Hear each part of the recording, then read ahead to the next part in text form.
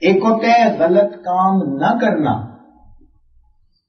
ایک ہوتا ہے غلط کام کرنے کی تمنا ہی دل میں نہ پیدا ہونے دینا، یہ تقویٰ ہے۔ ایسی احتیاط بھری زندگی۔ ابی بن کعب رضی اللہ تعالیٰ عنہ سے سیدنا عمر رضی اللہ عنہ نے پوچھا، حضرت تقویٰ کسے کہتے ہیں؟ فرمایا کہ کیا آپ کبھی کسی خاردار راستے سے گزرے ہیں؟ کئی مرتبہ۔ کیسے گزرتے ہیں؟ فرمایا کہ میں بچ بچا کے ایسے گزرتا ہوں کہ میرا دامن کسی کانٹے میں الجھ نہ جائے۔ فرمایا اسی کا نام تقویٰ ہے کہ انسان ایسے احتیاط بھری زندگی گزارے اس کا دامن کسی گناہ میں ملوث نہ ہو جائے، اس کو تقویٰ کہتے ہیں۔ اللہ رب العزت کے ہاں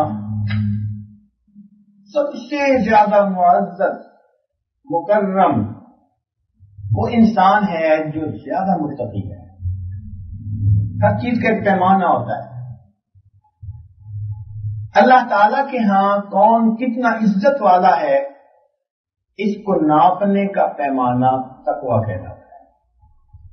ارشاد فرمایا یا ایھا الناس، اے انسانوں، انا خلقناکم من ذکر و انثی، ہم نے تمہیں ایک مرد عورت سے پیدا کیا، وجعلناکم شعوبا وقبائل لتعارفوا، ہم نے تمہارے قبائل اور ذاتیں اس لیے بنائیں کہ آپس میں تعارف ہو سکے۔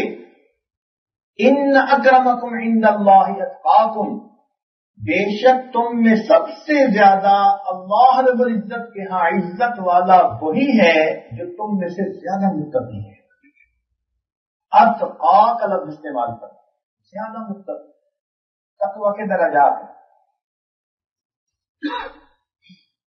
ارشاد باری تعالیٰ ہے الف لام میم ذالک الکتاب لا ریب فیہ ھدی للمتقین،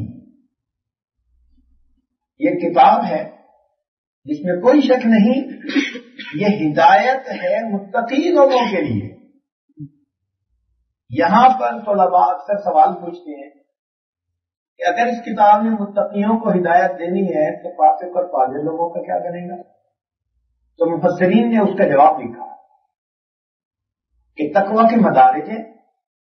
سب سے ادنا درجہ یہ ہے کہ انسان قرآن مجید کو طلب کے ساتھ ہدایت کی نیت لے کر پڑھے، تب اس کو قرآن پاک سے ہدایت ملتی ہے۔ اور نیت میں کھوٹ ہوگا تو ہدایت ملنے کی بجائے الٹا گمراہی بڑھے گی۔ یضل بہ کثیرا ویہدی بہ کثیرا، اللہ تعالیٰ اس کتاب کے ذریعے بہت لوگوں کو ہدایت بھی دیتا ہے اور بہت لوگوں کو زیادہ اور گمراہ بنا دیتا ہے۔ تو نیت کھوٹی ہوگی تو قرآن مجید پڑھ کے بھی انسان ہدایت نہیں پائے گا۔ تو نیت کا ٹھیک ہونا، نیت میں طلب ہونا، طالب صادق بن کر قرآن مجید کو پڑھنا، یہ گویا تقویٰ کا سب سے پہلا درجہ ہے۔ اور آخری درجے کی کوئی حد نہیں۔ یہ بھی عجیب بات ہے، شریعت میں ہر چیز کی حد بتا دی گئی، لیکن تقویٰ ایسا کہ میدان کھلا چھوڑ دیا۔ بھاگنے والے ذرا بھاگ کے دکھائیں کتنا تیز رفتار دوڑتے۔ چنانچہ ارشاد فرمایا فاتقوا اللہ ما استطعتم، تم تقویٰ اختیار کرو جتنا تمہارے اندر استطاعت ہے، جتنا جس میں ہمت ہے تقویٰ اختیار کرو۔ اس کی حد کوئی نہیں، جتنا انسان زیادہ تقویٰ اختیار کرے گا اتنا اللہ رب العزت کا زیادہ قرب پائے گا۔ چنانچہ ایک جگہ ارشاد فرمایا یا ایھا الذین آمنوا اتقوا اللہ حق تقاۃ، ایمان والو اللہ سے ڈرو جیسے ڈرنے کا حق ہے، تقویٰ اختیار کرو جیسے تقویٰ اختیار کرنے کا حق ہے۔ ہر چند آیات کے بعد تقویٰ سے متعلق کوئی مضمون آ جاتا ہے۔ قرآن مجید پڑھ کے دیکھیے، جیسے ایک جیولر اپنے زیور کو ہیرے اور موتیوں سے سجاتا ہے، یوں اللہ رب العزت نے اپنے کلام کو تقوی کے ساتھ سجایا ہے.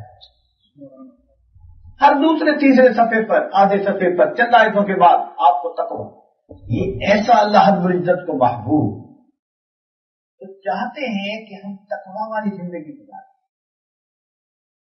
اسی لیے اللہ رب العزت کا دوست کون ہوتا ہے؟ جو متقی. ارشاد باری تعالیٰ ہے الا ان اولیاء اللہ لا خوف علیہم ولا هم یحزنون. جان لو جو اللہ تعالیٰ کے دوست ہوتے ہیں نہ ان پر کوئی خوف ہوتا ہے نہ ان کے دل میں کوئی حزن ہوتا ہے. یہ کون لوگ ہیں؟ الذین آمنوا وکانوا یتقون. وہ لوگ جو ایمان لائے اور انہوں نے تقوی کو اختیار کیا. تو تقوی کے بغیر ولایت نہیں ملتی. اس لیے قرآن پاک میں بڑی وضاحت اور صراحت کے ساتھ بتلا دیا ان اولیاءہ الا المتقون. اس کے ولی وہی ہوتے ہیں جو متقی ہوتے ہیں. ہمیں سمجھنے کی ضرورت ہے. آج تو حالات ایسے امت کے بگڑ گئے کہ آدھا ننگا آدھا ولی اور پورا ننگا پورا ولی. حیران ہوتے ہیں جن کے جسم پہ کپڑا بھی نہیں ان کے پیچھے بھاگتے پھرتے ہیں. قرآن مجید کی تعلیمات کے آئینے میں ولی کی زندگی کو دیکھنے کی ضرورت ہے کہ وہ کون ہوتا ہے. تو اولیاء اللہ وہی ہوتے ہیں جو متقی اور پرہیزگار ہوتے ہیں. اور یہ بھی شیطان کبھی کبھی انسان کو دھوکہ دیتا ہے. خواب میں کسی بزرگ کی زیارت ہو گئی، کسی بزرگ کی شکل میں آ گیا اور بس پھر لوگ کسی بزرگ کی خواب میں شکل دیکھ کے اپنے معتقد ہو جاتے ہیں. یہ بھی آج کا عجیب فتنہ ہے. پتہ نہیں سالکین کو کیسے کیسے وہ روڑے اٹکاتا ہے اور ان کو نیچے گرانے کی کوشش کرتا ہے. ظاہر میں کبیرہ کا مرتکب ہوتا ہے اور خواب میں کسی بزرگ کی شکل دیکھ کر اپنا معتقد جی میرے تو حالات بہت اچھے، خوابوں کے شہزادے بنے پھرتے ہیں. تو اہل اللہ وہ ہوتے ہیں جو متقی ہوتے ہیں، پرہیزگار ہوتے ہیں، جن کی زندگی تقوی کے مطابق. اس لیے اللہ رب العزت متقی بندے ہی کے عملوں کو قبول فرماتے ہیں.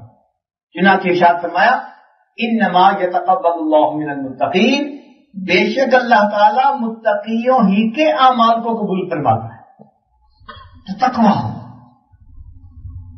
آج کے زمانے میں تقوی کو سمجھنا ہونا تو اس کا مطلب ہے احتیاط بھری زندگی گزارنا. اکثر لوگوں کی زبان سے آپ نے لفظ سنا ہوگا to be on the safe side. اور جی ایئرپورٹ پر تو پہنچنا ہے 8 بجے، to be on the safe side ہم 7:30 بجے پہنچ جائیں گے. مہمان تو آئیں گے جی 150، to be on the safe side میں نے 200 کا کھانا بنوا لیا ہے. تو دنیا کے معاملات میں جیسے to be on the safe side رہ کر ہم کام کرتے ہیں، دین کے معاملے میں to be on the safe side رہ کر زندگی گزارنے کو تقویٰ کہتے ہیں. محتاط زندگی. الحلال بین والحرام بین. حرام بھی واضح، حلال بھی واضح، بینہما مشتبہ. ان کے درمیان میں مشتبہ چیزیں ہوتی ہیں. جو شخص ان مشتبہ چیزوں کو بھی اللہ رب العزت کی رضا کے لیے چھوڑ دیتا ہے وہ انسان متقی پرہیزگار بن جاتا ہے. تو تقویٰ کچھ کرنے کا نام نہیں، نہ کرنے کا نام. یعنی جو شبوں میں ڈالنے والی چیزیں ہوں ان کو اللہ کے لیے چھوڑ دینا. احتیاط بھری زندگی گزارنا. مثلا اس کو اور زیادہ واضح کرنا ہو، غیر محرم کے چہرے کو نہ دیکھنا یہ فتویٰ ہے. غیر محرم کے چہرے کو نہ دیکھنا یہ فتویٰ ہے، اور غیر محرم کے کپڑے کو بھی نہ دیکھنا یہ تقویٰ ہے. کیا مطلب؟ کہ جب پتہ ہے کہ اس طرف غیر محرم ہے اب اس کے کپڑے کو بھی دیکھنے کی ضرورت نہیں. یہ نہ کوئی سوچے کہ جی وہ تو برقعے میں ہے، چادر میں ہے. نہیں، تقویٰ یہ ہے کہ جب پتہ ہے غیر محرم ہے اب اس کے کپڑے کو بھی مت دیکھو. تو آسان الفاظ میں تقویٰ اسے کہتے ہیں. احتیاط، محتاط زندگی گزارنا. اس تقوی سے اللہ رب العزت انسان کو سینے کا نور عطا فرماتے ہیں. چنانچہ ارشاد فرمایا یا ایھا الذین آمنوا، اے ایمان والو، ان تتقوا اللہ، اگر تم تقوی کو اختیار کرو گے، اللہ سے ڈرو گے، یجعل لکم فرقانا، اللہ تعالیٰ تمہیں فرقان عطا کرے گا. مفسرین نے لکھا فرقان ایک نور ہے، جب سینے میں آتا ہے انسان کو فرق بین الحق والباطل کی توفیق نصیب ہو جاتی ہے.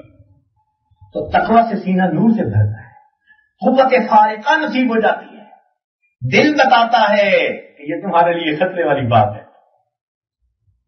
اللہ تعالیٰ محفوظ فرما لیتے ہیں. تو یہ فرقان اسی تقوی کی بدولت ہے. تقوی اختیار کرنے سے اللہ تعالیٰ انسان کے پچھلے گناہوں کو بہت جلدی معاف کروا دیتے ہیں. چنانچہ ارشاد فرمایا ان تتقوا اللہ، اگر تم تقوی کو اختیار کرو گے، یکفر عنہ سیئاتہ، تو اللہ رب العزت تمہارے گناہوں کو معاف فرما دیں گے. وَيُعْظِمْ لَهُ أَجْرًا، اور اللہ تعالیٰ تمہارے اجر کو بہت بڑا بنا دیں گے.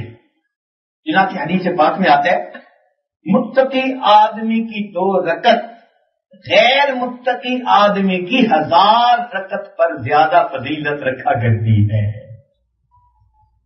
اللہ تعالیٰ کے یہاں اس کی 2 رکعت کی بھی بڑی قیمت ہے.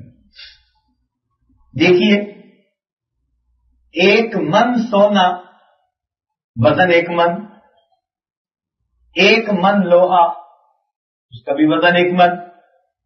1 من لوہے کی قیمت کچھ اور ہے اور 1 من سونے کی قیمت.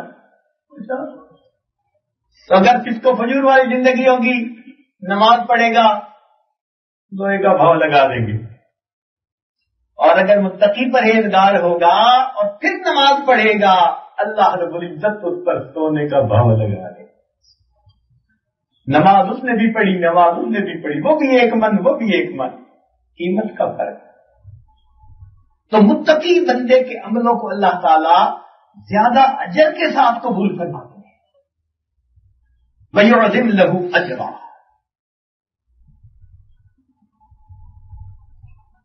اس لیے متقی آدمی اللہ تعالیٰ کو یاد کرتا ہے.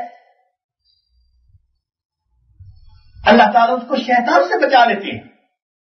ان الذین اتقوا، بے شک جو لوگ متقی ہیں، اذا مسهم طائف من الشیطان تذکروا فاذا هم مبصرون، جب شیطان کی ایک جماعت ان پر حملہ آور ہوتی ہے، وہ اللہ تعالیٰ کا ذکر کرتے ہیں اور اللہ تعالیٰ ان کو شیطان کے ہتھ کنڈوں سے محفوظ فرما دیتے ہیں.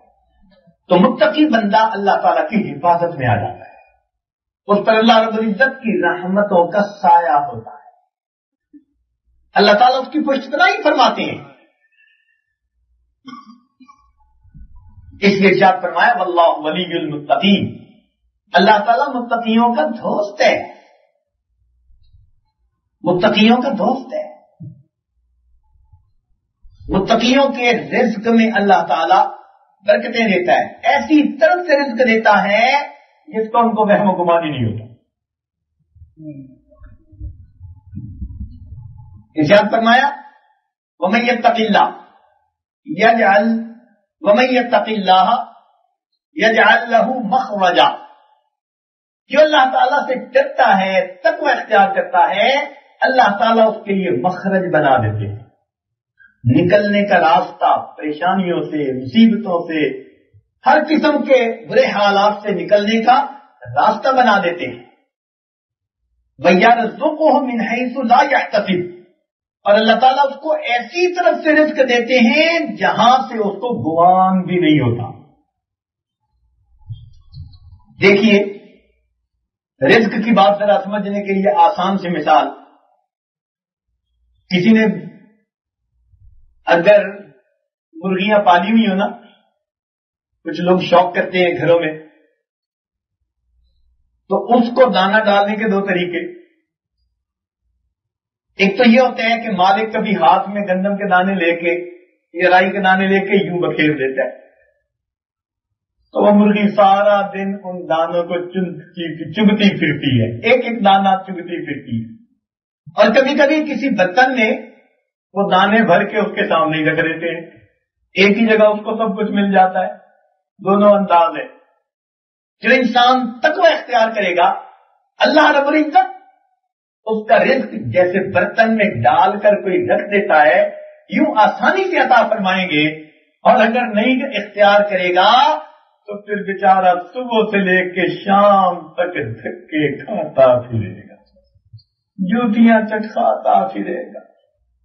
پھر کہے گا حضرت سمجھ نہیں آتی، پہلے مٹی کو ہاتھ لگاتے تھے سونا بن جاتا تھا، اب سونے کو ہاتھ لگاتے ہیں مٹی بن جاتی ہے. اللہ رب العزت کی طرف سے جب برکتیں آتی ہیں اللہ تعالیٰ پھر ایسی طرف سے رزق دیتے ہیں بندے کو گمان ہی نہیں ہوتا. چنانچہ ایک صحابی رضی اللہ تعالیٰ عنہ قضاء حاجت کے لیے باہر گئے. وہ بیٹھے فارغ ہو رہے تھے، اتنے میں کیا دیکھتے ہیں کہ قریب ایک سوراخ تھا، جیسے مختلف جانوروں کے بل ہوتے ہیں سوراخ ہوتے ہیں. اس بل میں سے ایک چوہا نکلا اور اس کے منہ میں ایک دینار تھا، درہم و دینار جو بھی تھا وہ اس نے لا کے ڈال دیا. پھر وہ بل میں چلا گیا، پھر اس نے دینار لا کے ڈال دیا، پھر تیسرا چوتھا، کئی 16-17 دینار اس نے لا کر باہر ڈالے اور چلا ہی گیا. اتنے میں یہ صحابی بھی اپنی ضرورت سے فارغ ہو گئے. انہوں نے وہ سارے دینار اٹھا لیے. صحابہ کرام کی ایک بہت خوبصورت عادت اور بات یہ تھی کہ جو بات ان کے لیے نہیں ہوتی تھی وہ آ کے نبی علیہ الصلوۃ والسلام سے ضرور پوچھا کرتے تھے. چنانچہ ایک نیا واقعہ پیش آیا. انہوں نے آ کے نبی علیہ السلام کی خدمت میں عرض کیا، اے اللہ کے محبوب میرے ساتھ یہ معاملہ پیش آیا، اب آپ فرمائیے میرے لیے ان پیسوں کا استعمال جائز ہے یا نہیں ہے؟ نبی علیہ السلام نے فرمایا کہ ہاں وہ تمہارا رزق ہے، اللہ تعالیٰ نے تمہارے رزق کا بندوبست کر دیا. جب کبھی اس حدیث پاک کو پڑھتے ہیں حیران ہوتے ہیں. صحابہ کرام کے تقوی کی وجہ سے اللہ رب العزت ان کو بلوں سے رزق دیا کرتے تھے، اور آج ہماری حالت یہ سارا مہینہ محنت کر کے جو رزق کماتے ہیں وہ بلوں میں چلا جاتا ہے. یہ بجلی کا بل، یہ گیس کا بل، یہ کار کا بل، یہ ہاؤس رینٹ کا بل، تو کما کما کے خون پسینہ بہا کے جو ہے سب بلوں کی نظر. کہتے ہیں جی ڈاک آتی ہے تو دل گھبراتا ہے کوئی بل نہ آ گیا ہو. سوچنے کی بات ہے کتنا فرق ہے یار ہماری اور ان کی زندگی. تو ارشاد فرمایا کہ جو آدمی تقوی اختیار کرے گا اللہ رب العزت اس کے لیے مخرج بنائیں گے، ایسی طرف سے رزق عطا فرمائیں گے جس کا ان کو وہم و گمان ہی نہیں ہوگا. یوں اللہ تعالیٰ رزق کا بندوبست فرما دے. اور اللہ تعالیٰ تقوی ہی کی وجہ سے انسان کے رزق میں برکت عطا فرما دے. ارشاد فرمایا وَلَوْ أَنَّ أَهْلَ الْقُرَىٰ آمَنُوا وَاتَّقَوْا، اگر یہ بستی دیسوں والے ایمان لاتے اور تقوی کو اختیار کرتے لَفَتَحْنَا عَلَيْهِمْ بَرَكَاتٍ مِّنَ السَّمَاءِ وَالْأَرْضِ، ہم آسمان اور زمین سے ان کے لیے برکتوں کے دروازوں کو کھول دیتے. دوسرے کا فرمایا لَأَكَلُوا مِن فَوْقِهِمْ وَمِن تَحْتِ أَرْجُلِهِمْ، ہم ان کو وہ نعمتیں کھلاتے ہیں جو اوپر سے اتارتے ہیں اور وہ نعمتیں کھلاتے ہیں جو پاؤں کے نیچے زمین سے نکالتے ہیں. مفسرین نے بڑا عجیب طریقہ لکھا. وہ فرماتے ہیں انسان دو چیزوں کا نام، ایک جسم اور ایک اس کی روح. جسم مٹی سے بنا، روح عالم امر سے آئی ہوئی ایک چیز ہے، اوپر کے جہان سے عالم ارواح سے آئی ہوئی چیز ہے. اب روح کی ضروریات بھی اللہ تعالیٰ نے اوپر سے آنے والے انوار و تجلیات کو بنا دیا ہے. جبکہ جسم مٹی سے بنا، جسم کی ضروریات اللہ نے مٹی میں چھپا دی ہیں. چنانچہ جسم کے لیے پانی نکلا زمین سے، گندم کی فصل نکلی زمین سے، چاول کی فصل نکلی زمین سے، کپڑے کی فصل نکلی زمین سے. جو انسان مکان بنا کر رہتا ہے مکان کی ہر چیز کی اور نکلی زمین سے.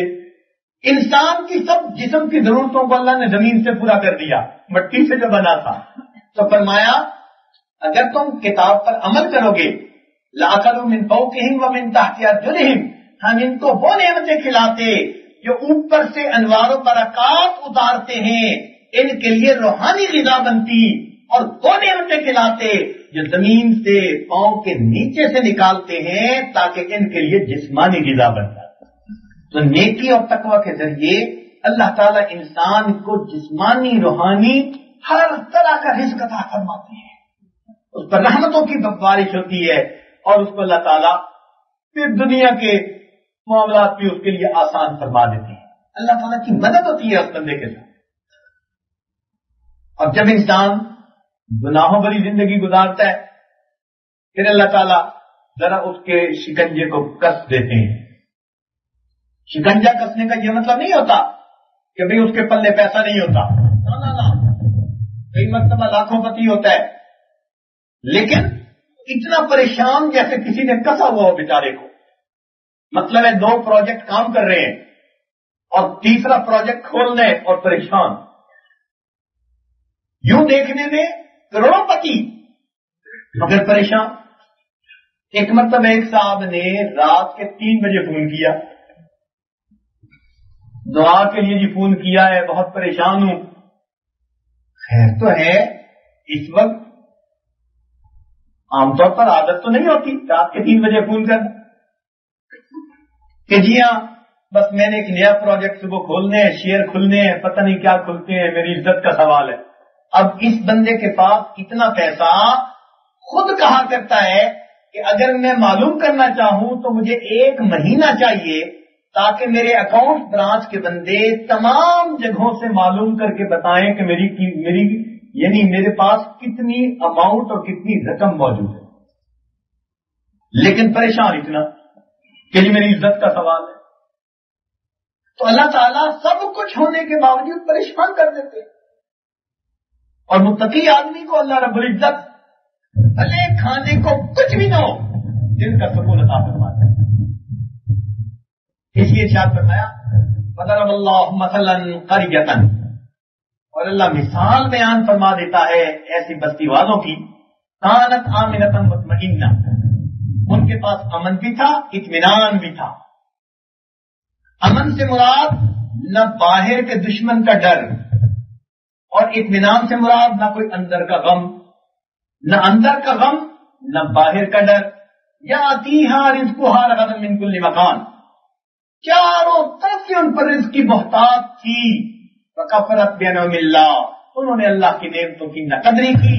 فَأَذَاقَهَا اللَّهُ لِبَاسَ الْجُوعِ وَالْخَوْفِ بِمَا كَانُوا يَصْنَعُونَ، اللہ تعالیٰ نے انہیں بھوک، ننگ اور خوف کا لباس پہنا دیا اس لیے کہ وہ کرتوت ایسے کیا کرتے.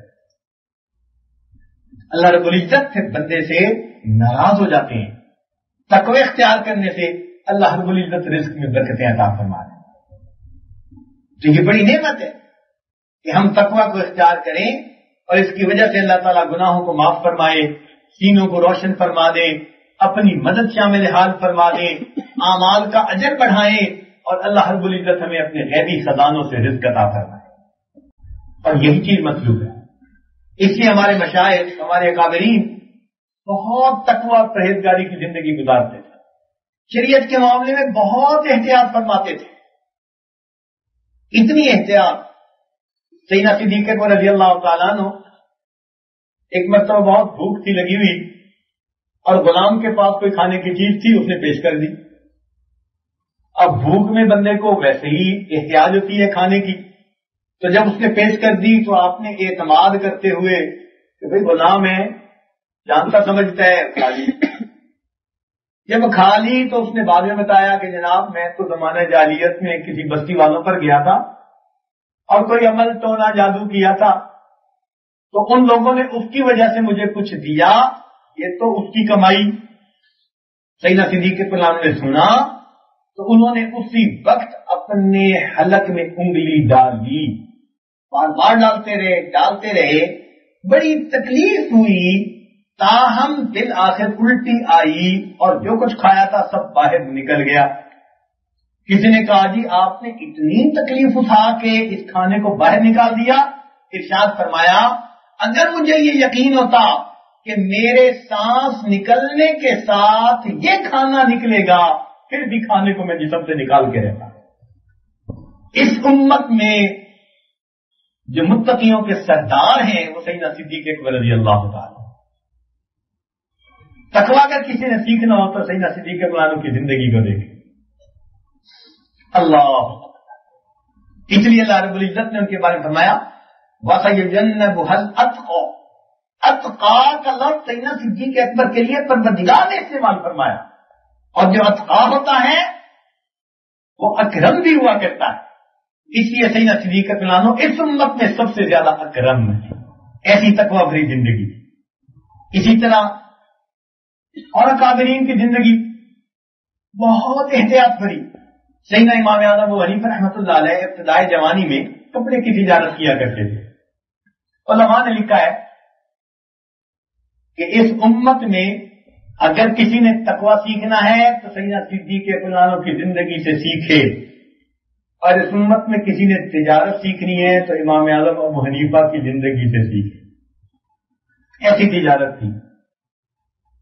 ایک دن عصر کے وقت دکان بند کر کے آ رہے ہیں. لوگ بڑے حیران. کسی نے پوچھا نعمان کہ نام تھا نعمان بن ثابت مگر اب امام اعظم مشہور ہو گئے. کسی نے کہا نعمان کہاں جا رہے ہو؟ بھائی دکان بند کر کے گھر جا رہا. نے کہا دکان تو مغرب کے وقت بند کرتے ہیں اور آج آپ دور کے بعد عصر سے پہلے ہی بند کر کے جا رہے ہیں. مان لگے ہاں میں نے اس لیے بند کر دی کہ آسمان سے بادل آ گئے تھے. اس نے کہا اس کا کیا تعلق دکان سے؟ آسمان سے بادل آ گئے تھے میں نے دکان بند کر دی. فرمانے لگے کہ اس لیے کہ جب آسمان پر بادل آتے ہیں گاہک کو کپڑے کی کوالٹی کا صحیح اندازہ نہیں ہوتا. میں نے دکان بند کر دی. کوئی کم قیمت کپڑے کو بیش قیمت سمجھ کے نہ خریدے میرے رزق میں کہیں فرق نہ آ جائے. ہمارے اکابر نے بہت تقوی اختیار کیا اور اس تقوی کی وجہ سے اللہ نے ان کو عزتیں دی. جو جتنا زیادہ تقوی میں آگے بڑھے گا اللہ رب العزت کے ہاں اتنا مرتبہ ہوگا. چنانچہ حضرت علامہ انور شاہ کشمیری رحمۃ اللہ علیہ اپنی وفات کے بعد کسی کو خواب میں ملے. اس نے پوچھا شاہ صاحب آگے کیا معاملہ بنا؟ فرمان لگے کہ بھائی علم میں تو مجھے شاہ ولی اللہ محدث دہلوی رحمۃ اللہ علیہ کا درجہ دیا گیا. علم میں مجھے حضرت شاہ ولی اللہ محدث دہلوی رحمۃ اللہ علیہ کا درجہ دیا گیا. مگر افسوس کہ ہم نے موٹا موٹا تقوی اختیار کیا. شاہ ولی اللہ محدث دہلوی رحمۃ اللہ نے تقوی میں بہت باریکی اختیار کی. اس بنا پر وہ مجھ سے درجہ بلند لے گئے. اللہ تعالیٰ دیکھتے ہیں کون کتنی باریکی کو دیکھ رہا ہے اور احتیاط کے ساتھ زندگی گزار رہا ہے. محتاط زندگی گزارنا. جو چیز دل میں شک ڈالے بس اللہ تعالیٰ کے لیے اس کو چھوڑ دے. اس تقوی کے پھر انسان کی زندگی میں برکات ہوتی. اللہ تعالیٰ کسی بندے کو کی محنت کو رائیگاں نہیں جانے دیتے. حضرت مولانا احمد علی لاہوری رحمۃ اللہ علیہ کے ہاں بہت تقوی تھا. بہت تقوی بھری زندگی تھی. حضرت کی شادی کا واقعہ عجیب ہے. فرمایا کرتے تھے توجہ طلب بات ہے ذرا واقعہ بھی سنا دو چلے آج. فرمایا کرتے تھے کہ میرے سسر بڑے سمجھدار تھے. انہوں نے اس وقت مجھے پہچان لیا جب احمد علی نہیں تھا اور آج تو احمد علی ہے. تحدیث نعمت کے طور پر یوں فرماتے تھے. کسی نے کہا جی کہ واقعہ بھی سنا دے ذرا.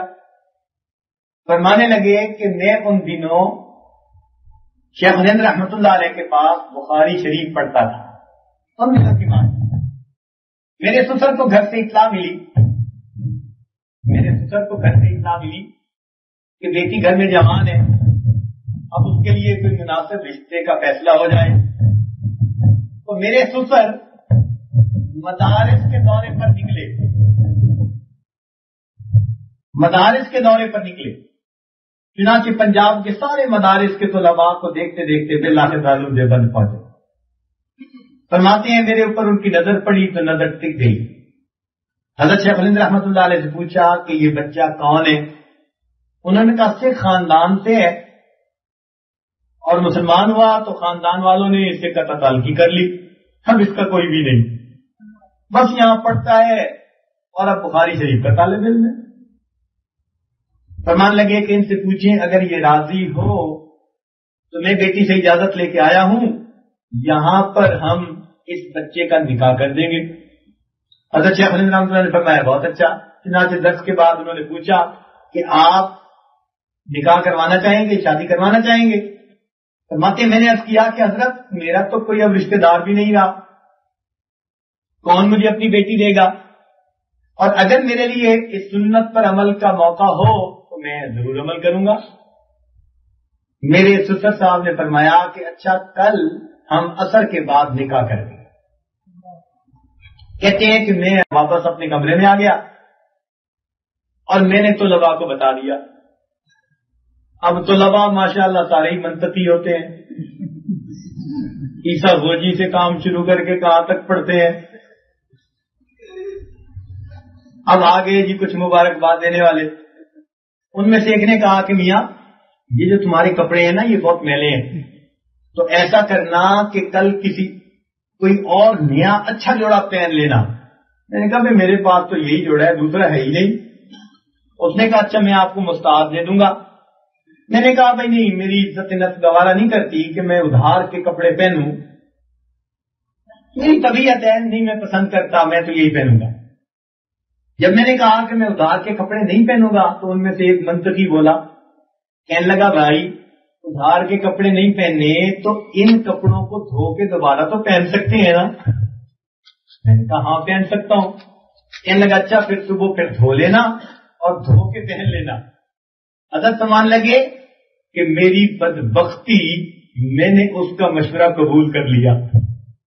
یہ الفاظ کہ میری بدبختی، میں نے اس کا مشورہ قبول کر کے وعدہ کر لیا دھو لوں گا۔ اب صبح جب اسباق سے پارے ہوئے تو میں نے تہبند باندھ لی اور وہ کپڑے دھو دیے۔ اللہ تعالیٰ کی شان، سردی کا موسم تھا، اوپر آسمان پہ بادل آ گئے، اب کپڑے خشک نہیں ہوتے۔ میں مسجد کے پیچھے کپڑے ہوا میں لہرا رہا ہوں اور دعائیں مانگ رہا ہوں اللہ میرے کپڑوں کو خشک فرما دے۔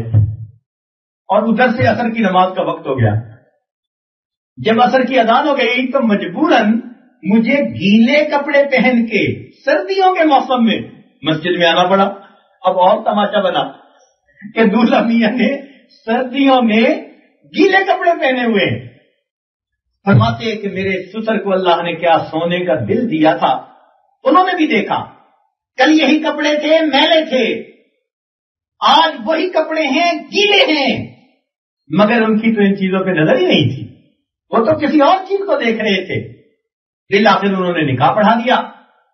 پھر کچھ عرصے کے بعد میں فارغ ہوا تو میں اپنی بیوی کو لے کے آیا۔ جب بیوی کو لے آیا تو میرے گھر میں تو فقر و فاقہ ہی تھا، کبھی کھانے کو مل جاتا، کبھی فاقے سے۔ ابتدائی دنوں میں دلہن فاقے سے رہتی، کئی دن اس طرح گزرے، حتیٰ کہ کچھ دنوں کے بعد جب وہ اپنے گھر گئی تو اس کی والدہ نے اس سے پوچھا بیٹی تو نے اپنے گھر کو کیسے پایا؟ بیٹی تو نے اپنے گھر کو کیسے پایا؟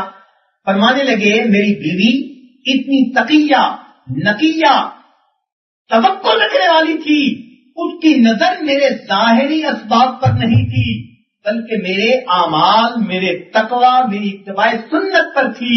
جب اس کی ماں نے پوچھا بیٹی تو نے نئے گھر کو کیسے پایا تو وہ بیٹی کہنے لگی اماں میں تو سنتی تھی کہ مر کر جنت جائیں گے اور میں تو جیتے جاگتے جنت میں پہنچ گئی۔ اماں میں تو سمجھتی تھی کہ مر کر جنت میں جائیں گے اور میں تو جیتی جاگتی جنت میں پہنچ گئی۔ سمجھ لگے اللہ نے بیوی ایسی دی۔ ایک وہ وقت بھی آیا کہ جب لاہور میں اللہ رب العزت سے انہوں نے دین کا وہ کام لیا، فرمایا کرتے تھے آج سینکڑوں مربع زمین کے مالک جو لوگ ہیں وہ برکت کے لیے میرے گھر میں آ کے جھاڑو دیا کرتے، اور فرمانے لگے آج پھر وہ وقت ہے میرے اوپر، میرے کھانے کے لیے طائف سے پھل آیا کرتے۔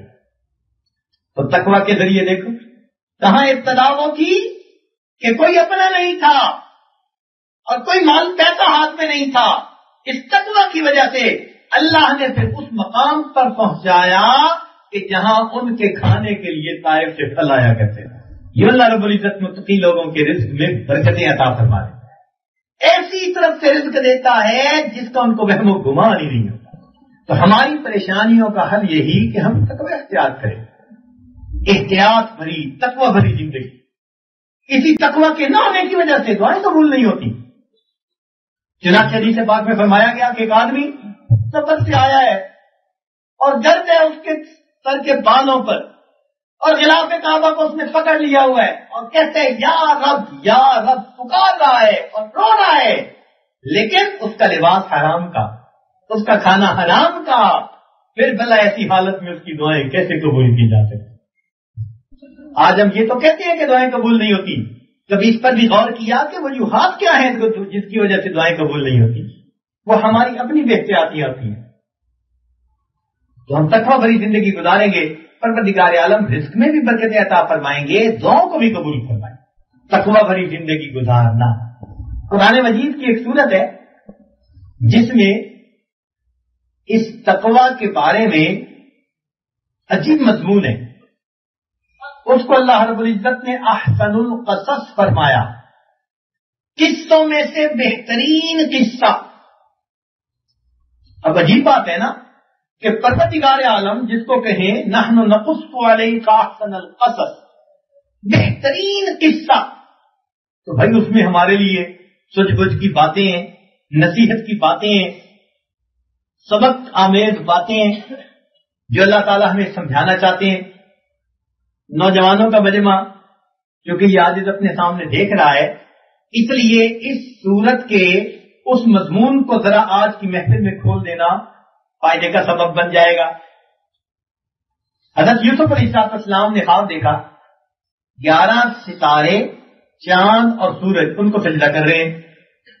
انہوں نے اپنے والد گرامی کو خواب سنایا, فرمایا یا بنی لا تقصص رؤیاک علی اخوتک فیکیدوا لک کیدا. اے بیٹے بھائیوں کو خواب نہ سنا دینا, ایسا نہ ہو کہ وہ کوئی تدبیر کرے. آپس میں ہوتی ہے بھائیوں میں ایک دوسرے کے ساتھ. حضرت یوسف علیہ السلام کو ان کے والد گرامی بہت پیار فرماتے تھے.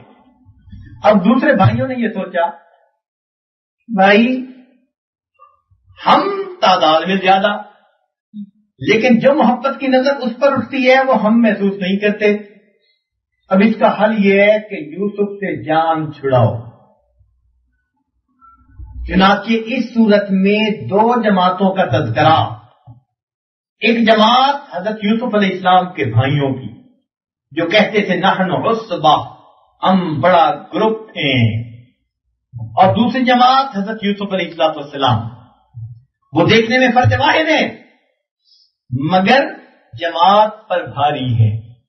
کچھ لوگ ہوتے ہیں نا جو اپنی ذات میں ایک انجمن ہوتے ہیں. اللہ تعالیٰ ارشاد فرماتے ہیں ان ابراہیم کان امہ, میرے ابراہیم ایک امت تھے. تو حضرت یوسف علیہ السلام دیکھنے میں فرد واحد ہیں, حقیقت میں ایک جماعت ہے. تو یہ 2 جماعتیں, ایک جماعت یوسف علیہ السلام کے بھائیوں کی اور ایک جماعت حضرت یوسف علیہ السلام. ان دونوں کے بارے میں یہ قصہ ہے. دونوں جماعتوں پر امتحان آیا. ایک جماعت کا رویہ تو یہ تھا کہ جب گناہ کا موقع آیا وہ کہنے لگے اقتلوا یوسف, یوسف کو قتل کر دو. یہ ایسی جگہ پھینکا ہو کہ جہاں سے آنے کی امید ہی نہ رہے. وَتَكُونُوا مِن بَعْدِهِ قَوْمًا صَالِحِينَ, یہ کام کر گزرو, اس کے بعد ہو جانا تم نیک بندے, بعد میں توبہ کر کے نیک ہو جائیں گے. تو ایک جماعت کا طرز عمل دیکھیے, گناہ کا موقع آیا تو انہوں نے سوچا کہ گناہ کر لیتے ہیں پھر بعد میں نیک بن جائیں گے. یہ یوسف علیہ السلام کے بھائیوں کا وتیرہ, یہ طریقہ. اور حضرت یوسف علیہ السلام پر بھی امتحان آیا. چنانچہ ان کو کنویں میں ڈال دیا گیا. قافلے والوں نے ان کو اٹھا کر بیچ ڈالا, اور بیچا بھی کس قیمت پر؟ سبحان اللہ, عجیب بات مفسرین نے لکھی. فرمایا وَشَرَوْهُ بِثَمَنٍ بَخْسٍ دَرَاهِمَ مَعْدُودَةٍ. یوسف علیہ السلام کا حسن و جمال بچپن سے تھا, ماں کے پیٹ سے ہنسی پیدا ہوئے تھے, اور پھر اس عمر میں جس لڑکپن کی عمر میں آپ تھے تو حسن اور زیادہ انسان کا نکھرتا ہے، بچے اور زیادہ معصوم پیارے لگتے ہیں.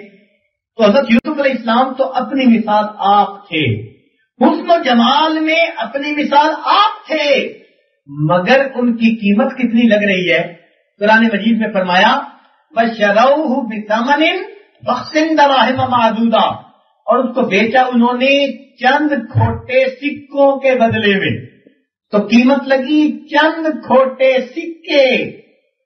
تو معلوم ہوا اللہ رب العزت کی نظر میں نمٹ حسن ظاہر کی قیمت چند کھوٹے سکوں کے سوا کچھ نہیں ہے. حسن ظاہر کے پیچھے بھاگنے والوں عبرت کا مقام ہے. چند کھوٹے سکوں کی متاع کے پیچھے کائنات کے پروردگار کو ناراض کر رہے ہوتے ہیں. کیا قیمت ہے حسن کی، حسن ظاہر کی اللہ کے ہاں؟ کائنات کے سب سے زیادہ بڑے ہنسی جن کے بارے میں نبی علیہ السلام نے فرمایا میرے بھائی یوسف سبھی ہی تھے، اتنے حسن والے کہ جن کو دیکھنے والے ہاتھوں کی انگلیاں کاٹ لیا کرتے تھے. ان کی قیمت قرآن پاک کیا بتا رہا ہے؟ وَشَرَوْهُ بِثَمَنٍ بَخْسٍ دَرَاهِمَ مَعْدُودَةٍ، چند کھوٹے سکے. عزیز مصر نے ان کو خریدا، گھر میں ان کے پلتے رہے، بالآخر جوانی کی عمر کو پہنچ گئے. اللہ تعالیٰ ارشاد فرماتے ہیں فَلَمَّا بَلَغَ أَشُدَّهُ آتَيْنَاهُ حُكْمًا وَعِلْمًا وَكَذَلِكَ نَجْزِي الْمُحْسِنِينَ. جب وہ اپنی بھرپور جوانی کی عمر کو پہنچ گئے، اللہ تعالیٰ فرماتے ہیں ہم نے انہیں علم اور حکمت عطا فرما دی. اب حسن تو مادرزاد تھا، علم بھی ساتھ مل رہا ہے، تو دو نعمتیں ہو گئی. حسن بھی ظاہر بھی ہے اور علم بھی موجود ہے. اب ان دونوں نعمتیں ملنے کے بعد حضرت یوسف علیہ السلام پر امتحان آیا. امتحان بھی کیا کہ جس گھر میں رہتے تھے اس گھر کی مالکہ کی نیت میں خرابی آئی اور اس نے تنہائی میں ایک جگہ اپنی بدنیتی کا اظہار کیا. بیوی نے ان کو گناہ کی طرف مائل کیا نہیں. ذرا توجہ طلب بات ہے. اللہ تعالیٰ فرماتے ہیں وَرَاوَدَتْهُ الَّتِي هُوَ فِي بَيْتِهَا، اور پھسلایا ان کو ان کے جی سے اس عورت نے جس کے گھر میں وہ رہتے تھے. یعنی تھرڈ فارم استعمال کی گئی. تھوڑے لفظوں میں بات ہو سکتی تھی کہ عزیز مصر کی بیوی نے ان کو برگلایا، لیکن جس پروردگار نے غیبت تو حرام فرمایا وہ ایسے کیسے کلام فرما سکتے تھے کہ جس کلام سے اس چیز کا اظہار ہوتا. زیادہ استعمال الفاظ کر لیے گئے مگر غائب کا صیغہ استعمال کر کے بات کو گول کر دیا. بتلا دیا کہ جب تمہیں بھی کسی بھائی کی بات کرنی ہو اس کی پردہ پوشی کرنا. میں پروردگار کو پردہ پوشی کتنی پسند ہے. وَرَاوَدَتْهُ الَّتِي هُوَ فِي بَيْتِهَا عَن نَفْسِهِ. اللہ انداز تخاطب دیکھیے، زیادہ الفاظ استعمال کر کے بات ایسے انداز سے کی گئی تخصیص نہ ہو جائے کسی کی، نام نہ آ جائے کسی کا. اب غائب میں بات کر دی گئی، وہ کوئی بھی ہو سکتی ہے. سبحان اللہ. تو دیکھیے اللہ تعالیٰ نے کیسے پردہ پوشی فرمائی.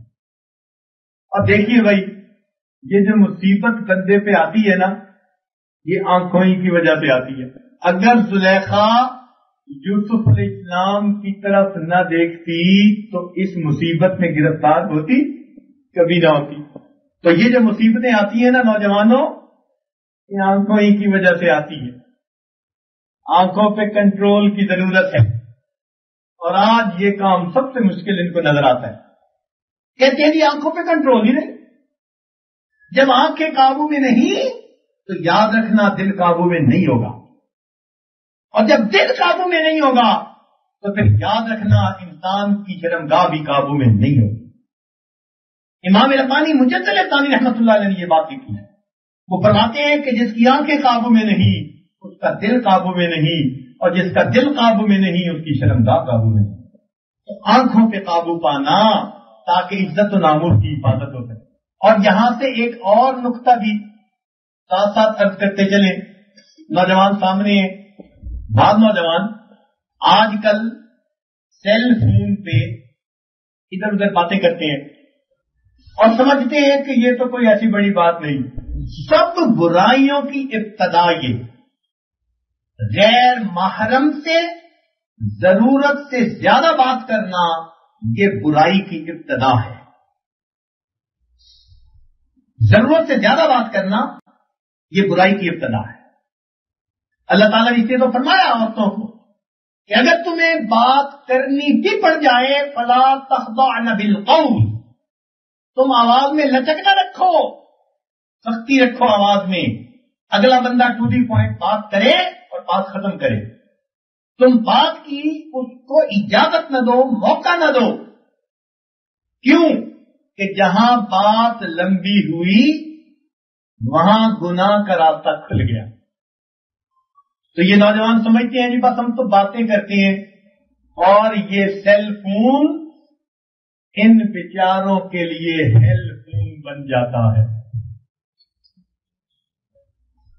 कुछ लोगों के लिए सेल फोन होता है जो अपनी तिजारत के लिए, नेक कामों के लिए, अच्छे मकसद के लिए इस्तेमाल करते हैं, और कुछ के लिए ये हेल फोन है। हाथों में हेल फोन लिए घंटा घंटा बातें हो रही है, और फिर एक दूसरे को तसल्ली भी देते हैं, कहते हैं जी बस हम तो बातें करते हैं, भाई इससे ज्यादा नहीं जी, बस बातें ही करते हैं। याद रखना, बातों तक बात कभी नहीं रहती, बातों तक बात कभी नहीं रहती, आगे बढ़ा करती है। और इसकी दलील कुरान मजीद में से, इसकी दलील कुरान मजीद में से जरा तवज्जो फरमाइएगा। 1,24,000 पैगंबर अलैहिस्सलाम तशरीफ लाए, उनमें से सिर्फ हजरत मूसा अलैहिस्सलाम ही थे जिन्होंने यूं अर्ज किया रब्बे अरनी अंजुर इलैक, ए अल्लाह मैं देखना चाहता हूं, अपनी तजल्ली दिखा दीजिए, अपना दीदार करा दीजिए। तो मुफस्सिरीन ने यहां नुक्ता लिखा, वो फरमाते हैं कि और अंबिया ने ऐसी बात क्यों नहीं की, फकत मूसा अलैहिस्सलाम ने ये बात क्यों की? तो उन्होंने ये बात लिखी कि हज़रत मूसा अलैहिस्सलाम चूंकि कलीम थे, बातें करने का मौका उनको मयस्सर था। जब कोई बातें करता है अगला कदम उसका दिल देखने को किया करता है, और जब देखते हैं तो फिर अगला कदम क्या? न तू खुदा है न मेरा इश्क फरिश्तों जैसा, दोनों इंसान हैं तो क्यों इतने हिजाबों में मिले, तब हिजाब एक तरफ हो जाते हैं। इसलिए इसकी इब्तदा इसी जगह पर कि गैर महरम से जरूरत से ज्यादा बात ही न करे बंदा। जिसने इस पे काबू पा लिया उसने अपनी इज्जत को महफूज कर लिया। मस्तूरात अगर आवाज सुन रही है तो तवज्जो से सुने, इस बात को पल्ले बांधे। अगर 3 की बजाय 2 लफ्जों में बात समझती है, सिमटती है तो 2 में समेटे। अगर 2 की बजाय 1 लफ्ज में बात सिमटती है तो 1 में समेटे। जितना कम बात करेंगी उतना फितनों से महफूज रहेगी। तो हज़रत यूसुफ अलैहिस्सलाम पर इम्तिहान आया कि उस औरत ने गुनाह की दावत दी। वरावदतहु अल्लती हुवा फी बैतिहा अन नफ्सिही वग़ल्लक़तिल अबवाब वक़ालत हैत लक। जब उसने गुनाह की दावत दी तो हज़रत यूसुफ अलैहिस्सलाम फौरन अल्लाह की तरफ मुतवज्जे हुए और जवाब में फरमाया क़ाल मआज़ल्लाह, मैं अल्लाह की पनाह मांगता हूं। अब देखिए, भाइयों पर गुनाह का वो मौका आया था तो भाइयों ने कहा था गुनाह कर लेते हैं, वतकूनु मिन बादिही कौमन सालिहीन, बाद में हम नेक बन जाएंगे, अब कर लो जो करना है, बाद में नेक बन जाएंगे। और इधर हज़रत यूसुफ अलैहिस्सलाम पर भी इम्तिहान आया, मगर उन्होंने गुनाह की तरफ सोचने की भी बजाय फौरन क्या कहा? औला माज़ल्लाह, उन्होंने कहा मैं अल्लाह की पनाह मांगता हूं। जब अल्लाह की पनाह मांगी, अल्लाह रब्बुल इज्जत ने उनको उस मौके से महफूज फरमा लिया। चुनांचे फिर वो वक्त भी आया कि उनको जेल जाना पड़ा, 9 साल कमोबेश जेल में भी रहे। अब वतन से बेवतन है, कोई रिश्तेदार पास नहीं, कोई बाकी पैसा नहीं कि जो उनकी सिफारिश कर सके, अकेले हैं, कैदो मन की सोबतें हैं, कोई पूछने वाला नहीं, मगर ऊपर नीली छत पर खुदा तो है। उस परवरदिगार ने बिल आखिर उस मुसीबत से उनको निकाला اور نکالا بھی کیسے کہ ایک خواب کی تعبیر کے سلسلے میں بادشاہ وقت نے ان کو بلایا اور کہا انک الیوم لدینا وکیل امین، آج کے دن آپ نے ہمارے سامنے بڑی عزت کا مقام پایا، آپ بتائیے ہم آپ کو کیا کچھ دیں کہ آپ ان قحط کے سالوں میں ہماری مدد کر سکیں؟ فرمایا اجعلنی علی خزائن الارض، مجھے زمین کے خزانوں کا نگران بنا دیجئے، فائنانس منسٹر بنا دیجئے، میں سنبھالوں گا ان خزانوں کو، اور میں اللہ کے بندوں کو قحط کے ان سالوں میں مشکل سے بچانے کی کوشش کروں گا۔ چنانچہ جب انہوں نے یہ کہا ان کو خزانوں کی کنجیاں دے دی گئی۔ اب ذرا سوچنے کی بات ہے، اکیلے تھے، جیل میں تھے، رشتہ دار نہیں تھا، کوئی سفارش نہیں تھی، مگر تقوی کی وجہ سے اللہ رب العزت نے بالآخر ان کے لیے مخرج بنا دیا، جیل سے نکال دیا۔ وَيَرْزُقْهُ مِنْ حَيْثُ لَا يَحْتَسِبُ، اور ان کو گمان بھی نہیں تھا کہ جس میں غلام بن کر زندگی گزارتا تھا اس شہر میں ایک وہ وقت بھی آئے گا، نیچے تخت ہوگا، اوپر میں بیٹھا فیصلے کر رہا ہوں گا، خزانوں کی کنجیاں میرے ہاتھ میں ہوں گی، مگر اللہ تعالیٰ جسے چاہے اسے عزت دے دے۔ دیکھیے جب فقط حسن تھا تو اس وقت وہ بک رہے تھے، اب جب علم ملا اس علم کی وجہ سے اللہ نے خزانوں کا والی بنا دیا، خود خزانوں والے بن گئے۔ دیکھو علم کی وجہ سے اللہ تعالیٰ کیا عزتیں دیا کرتے ہیں، ان کو کیا اللہ تعالیٰ نے عزتیں دی۔ چنانچہ جب ان کے ہاتھ میں خزانے آ گئے، اب وہ قحط کے سال شروع ہوئے، اب لوگ آنے شروع ہوئے ان سے غلہ لینے کے لیے۔ چنانچہ بھائی بھی غلہ لینے آئے۔ حضرت یوسف علیہ السلام نے ایک بہانے سے اپنے بھائی بنیامین کو اپنے پاس رکھ لیا۔ بہانہ کیا تھا؟ صواع الملک، وہ پیالہ، بادشاہ کا پیالے کا ایک ہیلا تھا۔ انہوں نے ایک تدبیر کی اور بھائی ان کے پاس رہ گیا۔ چنانچہ باقی لوگ چلے گئے۔ کچھ عرصے کے بعد پھر باقی بھائی دوبارہ آئے حضرت یوسف علیہ السلام کے پاس۔ ان کو پتہ نہیں تھا کہ یہ یوسف علیہ السلام ہے یا عزیز مصر بادشاہ ہے۔ چنانچہ وہ سب بھائی آئے، تنگ یعنی پریشان حال تھے اور رزق کی کمی کی وجہ سے بہت ہی بدحالی کا شکار تھے۔ چنانچہ وہ سارے بھائی آئے اور آ کر اب ان دو جماعتوں کا آمنا سامنا ہوتا ہے، ایک حضرت یوسف علیہ السلام کی جماعت اور ایک ان کے بھائیوں کی جماعت۔ دونوں کا عمل مختلف تھا۔ ایک جماعت نے کہا گناہ کر لیتے ہیں بعد میں نیک بن جائیں گے، اور دوسری جماعت گناہ کے موقع سے ہی بچ گئی۔ اب دونوں کا جب آمنا سامنا ہوا، قرآن مجید کی طرح بات سنیے، کیسی پیاری بات کہی۔ اللہ تعالیٰ ارشاد فرماتے ہیں کہ ان کے بھائیوں نے آ کر کہا یا ایھا العزیز، اے عزیز مصر، مسنا و اہلنا الضر، ہمیں اور ہمارے اہل خانہ کو تنگ دستی نے بے حال کر دیا، وجئنا ببضاعۃ مزجاۃ، اور ہم قیمت بھی وہ لائے جو پوری نہیں، فاوف لنا الکیل، ہمیں گندم پورے وزن کی دے دیجئے، وتصدق علینا، ہمارے اوپر صدقہ خیرات کر دیجئے، ان اللہ یجزی المتصدقین، اللہ تعالیٰ صدقہ دینے والوں کو جزا دیتا ہے۔ جب انہوں نے یہ بات کہی اور سیدنا یوسف علیہ السلام نے یہ بات سنی، آپ حیران ہوئے کہ معاملہ ایجابسی، یہ بھی تو نبی زادے ہیں، نبی علیہ السلام کے بیٹے، میرے بھائی ہیں، آج میرے سامنے کھڑے دامن پھیلائے ہوئے ہیں، بھیک مانگ رہے ہیں، کہتے ہیں وتصدق علینا، ہمارے اوپر صدقہ خیرات کر دیجئے۔ صدقہ کرنے والوں کو اللہ جزا دیتے ہیں۔ اس وقت انہوں نے پوچھا اپنے بھائیوں سے ما فعلتم بیوسف، تم نے یوسف کے ساتھ کیا کیا تھا؟ جب انہوں نے یہ بات سنی حیران رہ گئے، کہنے لگے اِنَّکَ لَأَنْتَ یوسف، کیا آپ یوسف ہیں؟ قال انا یوسف، فرمایا ہاں میں یوسف ہوں، وہذا اخی، اور یہ میرے بھائی بنیامین ہیں، قد من اللہ علینا، تحقیق اللہ نے ہم پر احسان کیا، انہ من یتق ویصبر۔ دیکھیے مضمون جو ہمارا تھا یہاں آ کے ملتا ہے۔ حضرت یوسف علیہ السلام بات کا نچوڑ بتا رہے ہیں، بے شک جو بندہ تقویٰ کو اختیار کرتا ہے اور اپنے اندر صبر و ضبط پیدا کرتا ہے، فإن اللہ لا یضیع اجر المحسنین، اللہ ایسے نیکوکاروں کے اجر کو ضائع نہیں کیا کرتے۔ لہذا نوجوانوں، ہر دور میں اور ہر زمانے میں جو بندہ یہ سوچے گا کہ اب گناہ کر لیتا ہوں بعد میں توبہ کر کے نیک ہو جاؤں گا. اللہ تعالیٰ یوسف علیہ السلام کے بھائیوں والا حشر فرمائیں گے. اور جو بندہ گناہ کے موقع سے بچ جائے گا اللہ تعالیٰ یوسف علیہ السلام کی طرح اس کا ساتھ رحمت کا معاملہ فرمائیں گے. لہذا جو انسان گناہوں بھری زندگی گزارے گا اللہ تعالیٰ یوسف علیہ السلام کے بھائیوں کی طرح اس کو بچ پہ کھڑا کریں گے. اور جو سیدنا یوسف علیہ السلام کی طرح تقوی کی زندگی گزارے گا اللہ تعالیٰ اس کو عرش پر جو ہے تخت کے اوپر بٹھائیں گے اور عزتیں عطا فرمائیں گے. لہذا جو انسان چاہتا ہے مجھے دنیا کی بھی عزتیں ملیں اس کو چاہیے کہ تقوی کو اختیار کرے. اللہ رب العزت رزق میں بھی برکتیں دیں گے. تقوی کی وجہ سے اللہ تعالیٰ اس کو دنیا میں پرسکون زندگی دیں گے.